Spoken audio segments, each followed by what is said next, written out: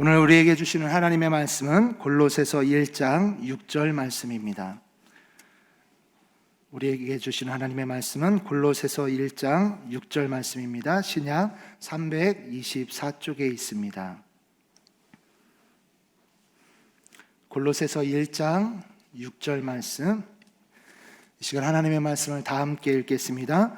이 복음이 이미 너희에게 이르매 너희가 듣고 참으로 하나님의 은혜를 깨달은 날부터 너희 중에서와 같이 또한 온 천하에서도 열매를 맺어 자라는도다. 아멘. 이 새벽에도 주의 은혜와 축복이 함께 하시기를 축원합니다. 오늘도 천국 암호를 먼저 하고 하겠습니다. 만찬을 하시면서 예수님께서 내가 진실로 이르노니 너희 중에 한 사람이 나를 팔리라고 주님 하셨습니다. 자, 예수님을 판 이 사람은 누굴까요?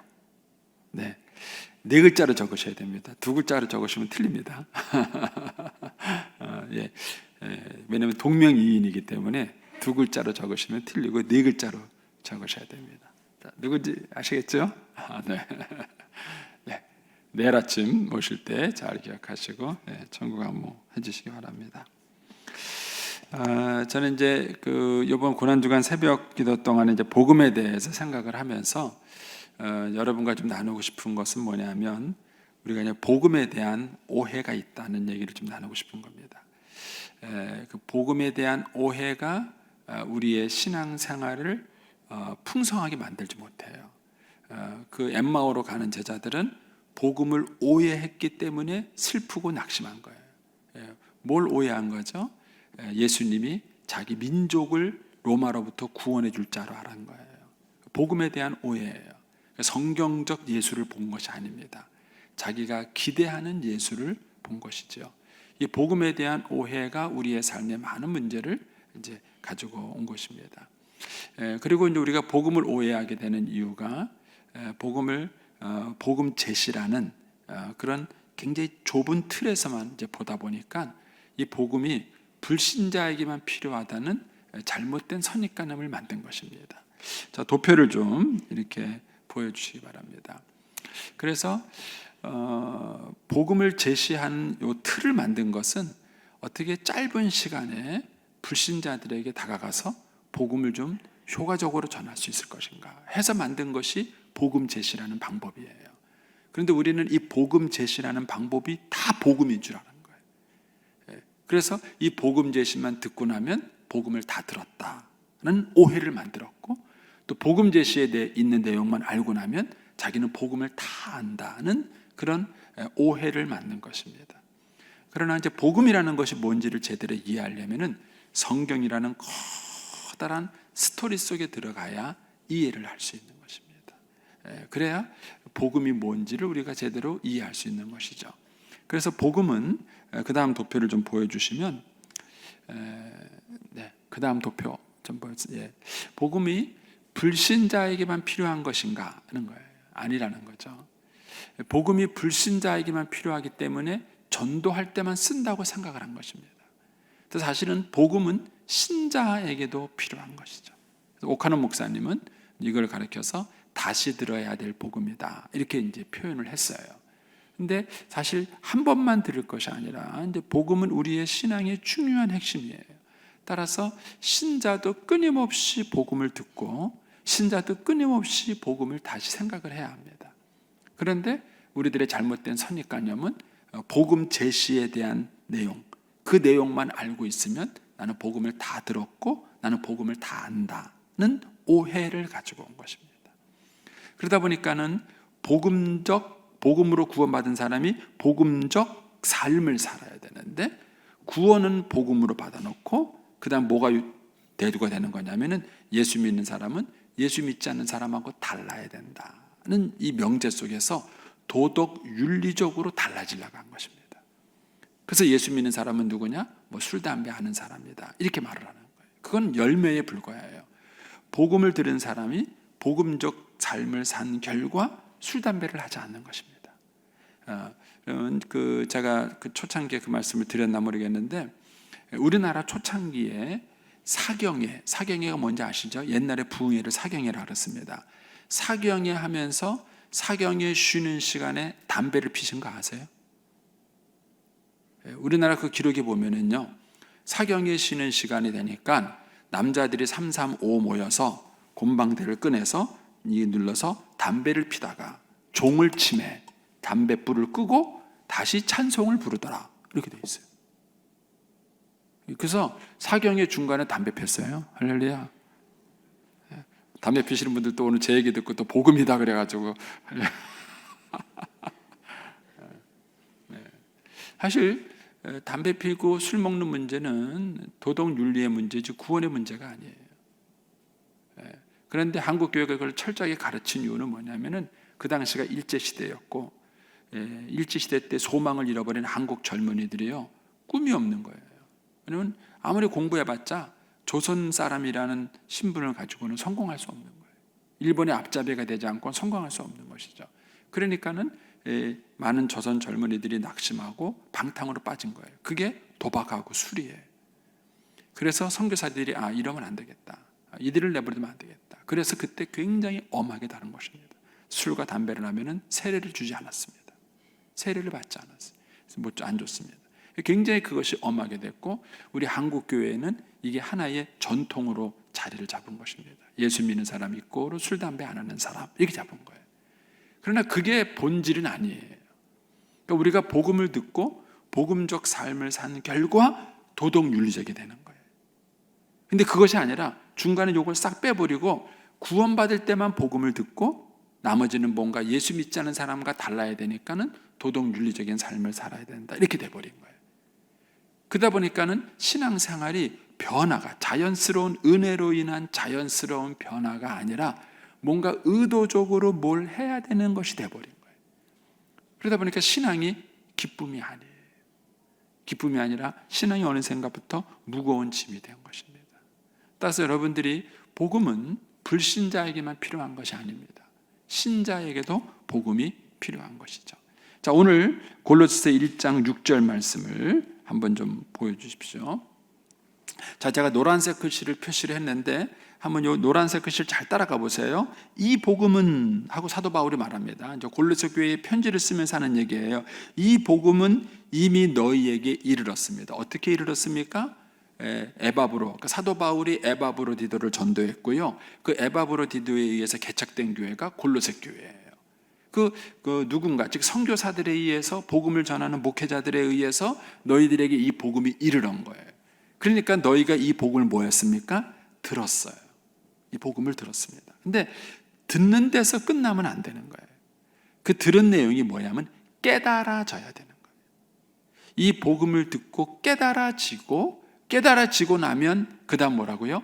열매를 맺게 되는 거예요. 열매를 맺게 되는 거예요. 그러니까 복음을 듣는 과정이 있고, 그 다음 도표를 좀 보여주세요. 복음을 듣는 과정이 있고 깨닫는 과정이 있고 열매를 맺는 과정이 있는 것입니다. 그러니까 복음은 우리의 삶 속에 열매를 가져와야 되는 거예요. 근데 이 열매가 뭐냐? 예수 믿고 천국 가는 거다, 이렇게만 만들어 놓은 거예요. 복음을 듣고 예수 믿고 천국 가는 것, 그러니까 나는 이미 열매를 다 맺은 거예요. 열매가 필요 없다, 이렇게 생각하도록 한국교회 신자들이 이 복음에 대한 오해를 한 것입니다. 근데 그것이 아니라 이 복음을 듣고 우리가 이 깨닫게 되면 우리의 삶 속에 풍성한 열매를 맺는 거예요. 그래서 복음을 듣는 것과 깨닫는 것과 열매를 맺는 게 달라요. 여러분들은 복음을 듣고 깨달으셨어요? 복음을 듣고 뭘 깨달으셨어요? 이런 질문이죠. 여러분들이 복음을 듣고 깨달았다면 여러분들이 어떤 열매를 맺고 있는가 하는 것입니다. 자, 로마 교회를 다시 한번 예를 들어 보겠습니다. 로마서 1장 11절 말씀해 보시면, 내가 너희 보기를 간절히 원하는 것은 어떤 신령한 은사를 너에게 나눠주기를 바란다, 이렇게. 사도 바울은 로마 교회를 몇 번 가고 싶었는데 잘 못 갔어요. 다른 일에 밀려가지고 계속 로마 교회를 못 갔습니다. 그래서 로마를 못 가서 대신 쓴 것이 로마서예요. 사도 바울이 로마서를 쓰면서 뭐라 그랬냐면, 난 너희 보기를 간절히 원한다. 근데 간절히 원하는 이유가 뭐냐면 뭔가 신령한 은사를 나눠주려고 한다. 근데 그 신령한 은사가 뭐냐? 그것이 15절에 가면 이렇게 말합니다. 그러므로 나는 할 수 있는 대로 로마에 있는 너희에게도 복음 전하기를 원한다. 사도 바울이 말한 신령한 은사는 뭐냐면 복음이에요. 사도 바울은 이 신령한 은사, 이 복음을 너희들에게 전하기를 내가 원한다 그런 거예요. 그 왜 복음을 전하기를 원했는가? 다시 13절로 가시면 이렇게 말합니다. 형제들아, 내가 여러 번 너희에게 가고자 한 것을 너희가 모르기를 원하지 않으니 이는 너희 중에서도 다른 이방인 중에서와 같이 열매를 맺게 하려 합니다. 그러니까 로마 교회 신자들은 이미 구원받은 신자들인 거예요. 근데 이미 구원받은 그 신자들에게 사도 바울은 복음이라는 신령한 은사를 나눠주기를 원한 거예요. 왜냐하면 그 복음이라는 신령한 은사를 로마 교인이 듣고 깨닫게 되면 그들이 열매를 맺게 될 것이라고 믿었기 때문에 이방인과 똑같은 열매를 그들도 맺게 될 것이다 이렇게 말을 하는 거예요. 따라서 우리가 아이들을 도덕 윤리적으로 바꾸려고 하지 말고 우리가 아이들에게 복음을 들려주고 복음을 깨닫게 하도록 노력하셔야 돼요. 그런데 부모들이 자녀들에게 신앙교육을 시킨다고 말했을 때에 신앙교육이라는 것이 복음을 들려주는 것이 아니에요. 여러분 자녀들에게 복음을 들려주세요. 들려주고 있는지 안 들려주고 있는지도 헷갈리시죠? 복음이 뭔지 모르셔가지고 복음을 들려주게 되면 너 예수 믿는 사람이 그런 말 하면 돼 안 돼? 너 형하고 욕하고 싸우면 돼 안 돼? 하나님이 그런 거 좋아하실 것 같아? 예수 믿는 사람이 그러면 돼 안 돼? 이렇게 가르쳐요. 그게 아니에요. 복음을 듣고 그 복음에 대한 은혜가 우리 아이들의 말과 행동을 바꾸는 것이래야 돼요. 부모가 자녀들에게 가르쳐야 될 것은 뭐냐면 복음을 가르쳐줘야 되는 거예요. 복음을 가르쳐야 돼요. 그러면 그 복음이라는 게 대체 뭔가? 자, 이제 몇 가지 예를 한번 제가 이제 한번 들어보겠습니다. 사도 바울이 그것보다는 이게 먼저 디모데전서 1장 15절을 보여주십시오. 1장 15절 보시면 우리가 이제 제가 이번에 간단하게 말씀드린 복음이에요. 복음이 뭐라고요? 자, 노란 글씨만 읽어보겠습니다. 시작. 그리스도 예수께서 죄인을 구원하시려고 세상에 임하셨다. 이게 복음이에요. 아주 간단하게 이제 핵심적으로 설명을 한 것입니다. 자, 근데 이 오늘 골로새서 말씀에 의하면 복음을 내가 들었어요. 두 번째는 뭐 해야 돼요? 깨닫는 과정이 필요해요.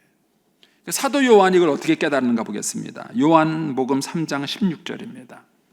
자, 하나님이 세상을 이처럼 사랑하사, 이게 복음을 듣고 사도 요한이 깨달은 거예요. 그리스도 예수께서 죄인을 위하여 이 세상에 오셨다. 이게 복음이에요. 이게 잘 여러분하고 좀 소통이 안 되시는 것 같습니다. 자, 다시 말씀드리겠습니다. 복음이라는 단어의 뜻은 기쁜 소식이에요. 근데 이 단어의 뜻이 왜 나왔냐면요, 옛날 고대에서 전쟁이 나잖아요. 그러면은 남자들이 나가서 전쟁을 하는 동안에 여자들과 아이들은요, 이제 전쟁의 결과 소식을 기다려요. 만약에 남편들이 전쟁에 나가서 졌다, 그러면은 이제 그 여자들과 아이들은요, 다 노예가 되는 거예요. 승전국의 노예가 되는 거예요. 그러니까 이 사람들한테 전쟁이 이겼느냐 졌느냐 하는 것은 되게 중요한 거예요. 그런데 저쪽에서 막 달려오면서 이겼습니다 라고 말하는 게 뭐예요? 복음이에요. 졌습니다 그러면요, 그럼 완전히 인생 끝나는 거예요. 그러니까 이때 이겼습니다 라고 말하는 소식이 이 복음이라는 단어, 유앙겔리온, 이 복음이라는 단어가 여기서 유래가 된 거예요. 역사적으로 여기서 유래가 된 거예요.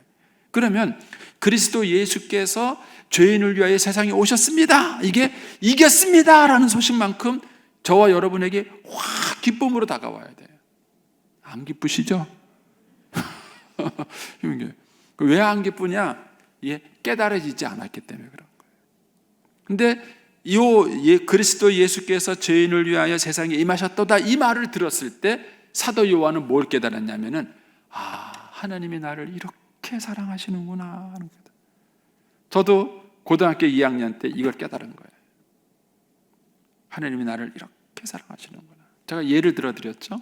한 집에 강도가 들었습니다. 돈 내놓을래 죽을래? 돈 내놓죠. 폐물을 내놔. 폐물 내놓을래 죽을래? 폐물 내놓죠. 근데 그 집에 하나밖에 없는 아들을 달라 그래요. 그럼 엄마가 뭐라 그러죠? 차라리 날 죽여라. 차라리 날 죽여라. 그러니까 외아들은, 독생자는 엄마 목숨보다도 귀한 존재예요. 근데 하나님이 세상을 사랑하셔서 자신을 주신 게 아니라 독생자를 주신 거예요. 사도 요한이 그렇게, 하나님이 나를 이렇게 사랑하시는구나. 이게 제 인생을 바꿨어요. 저는요, 결성 과정에서 컸기 때문에 사람들에게 환영받지 못했어요. 외모적으로도 특이한 게 없었어요. 공부도 반에서 거꾸로 2등을 했어요. 아무도 저를 사랑한다고 생각하지 않았어요. 왜냐면 선생님들이 좋아하지 않았어요. 공부 못하는 애들 안 좋아하세요. 우리 교회 선생님들 많으신데 좀 간절히 호소합니다. 거꾸로 2등도 사랑해 주세요. 공부 못하는 애 별로 안 좋아해요. 그러니까는 나는 누군가가 날 사랑한다는 생각을 한 번도 해본 적이 없어요. 내가 사랑받는 존재라는 생각을, 특별히 저는 아버지에게 배신을 당한 거예요. 제 상처에는 나는 누구냐? 아버지에게 버림받은 아이. 이게 내 상처예요. 여러분, 이혼하지 마세요. 자녀들에게 엄청 큰 상처를 주는 것입니다. 이 상처가 있는 거예요. 그런 내가 하나님이 날 사랑하신다는 이 소식이 저는 얼마나 큰 충격인지 몰라요, 저한테. 누군가가 날 사랑해? 왜 날 사랑하지? 아무 조건이 없는 거예요. 그냥 날 사랑하시는 거예요.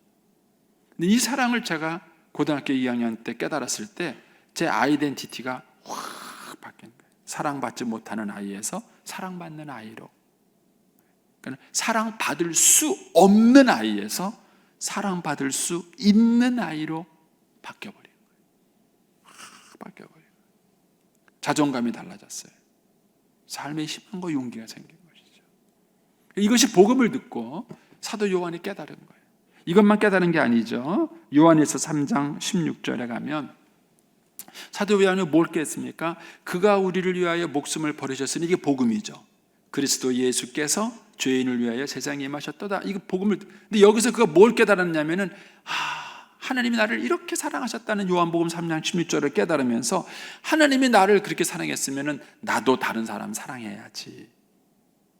이게 복음을 듣고 바울이 깨달은 거예요. 사도 요한이 깨달은 거예요.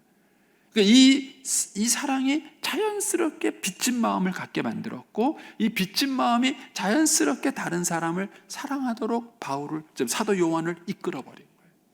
이건 도덕이 아니에요. 윤리가 아니라고요.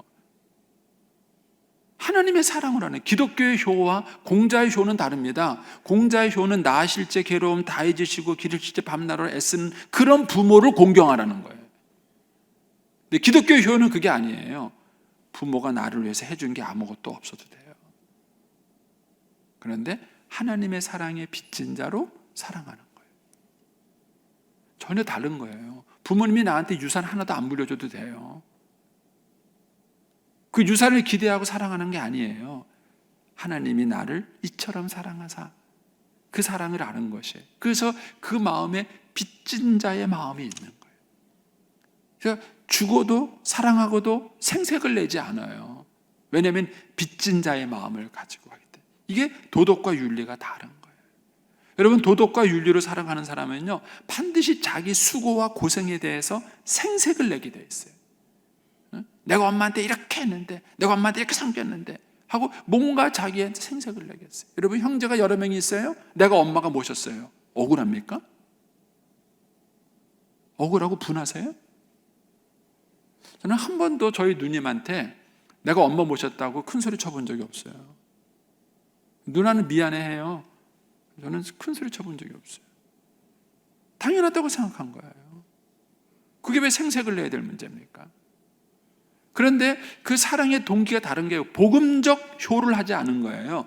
복음적 삶을 살지 않은 거예요. 그리고 도덕 윤리적인 삶을 사니까 왜 나만 모셔야 되냐는 거예요. 왜 나만 고생해야 되냐고요. 자식이 나밖에 없냐는 거예요. 그건 다 도덕 윤리적 사고방식이에요.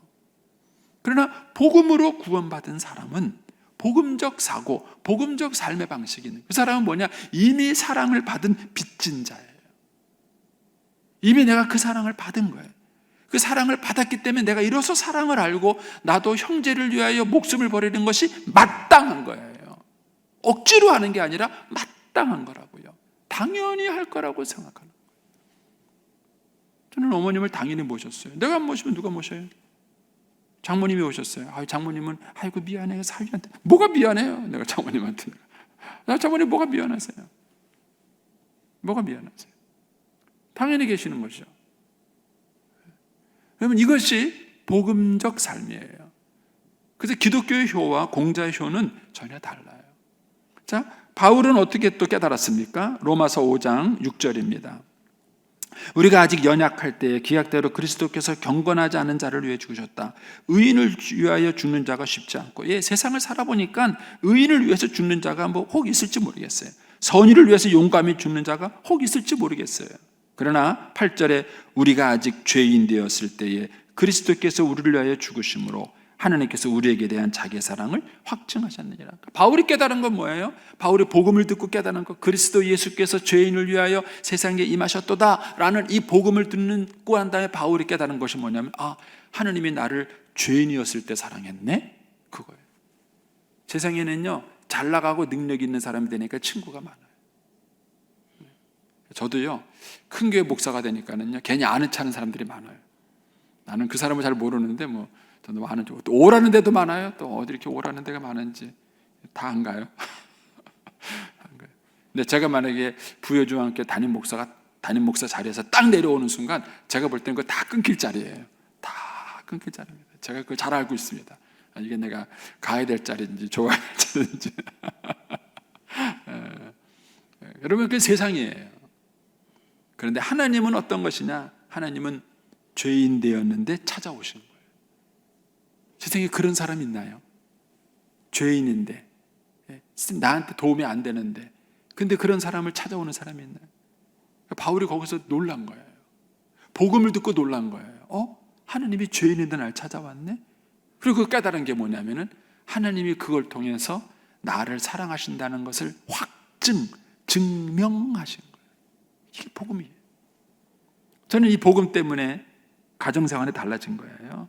제가 이제 이거를 딱 깨닫는 순간, 저는 이제 복음을 듣고 이걸 깨닫는, 저도 처음에 은혜 받았죠. 제가 은혜 받았죠. 두 번째 또 이 말씀을 듣고 또 깨달은 거예요. 그 깨달은 게 뭐냐면, 성례야, 사랑이 뭐냐?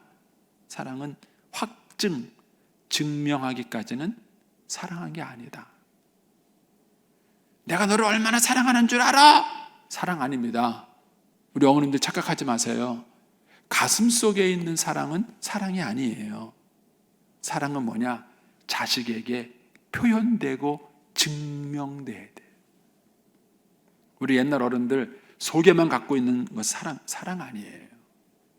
하나님이 하늘에서 나 너 사랑해, 얼마나 사랑하는지 몰라, 이러지 않으셨어요. 하나님의 사랑은 이 땅에 오신 사랑이에요. 하나님의 사랑은 십자가에 죽는 사랑이에요. 하나님의 사랑은 그 사랑을 우리가 깨닫도록 증명해 주는 사랑이에요. 그게 하나님의 사랑이에요. 저와 여러분이 복음을 안다면 그 사랑을 증명하셔야 돼요. 증명하셔야 돼요. 이것이 제 가정생활을 많이 바꾼 거예요. 그렇구나. 저는 굉장히 내향적입니다. 생각보다 내향적이에요. 이렇게 여러분 앞에서 설교를 뻔뻔하게 잘하니까 안 그러겠는데 내향적입니다. 집에 가서도 아이들을 대할 때마다 굉장히 말이 없고 그런 편이었어요. 근데 제가 이것 때문에 말을 하려고 무지개 노력을 합니다. 애들한테. 왜냐하면 사랑은 확증하는 거구나. 사랑은 증명하는 거구나 하는 거예요. 이것을 뭘 듣고 깨닫습니까? 복음을 듣고 깨달은 거예요.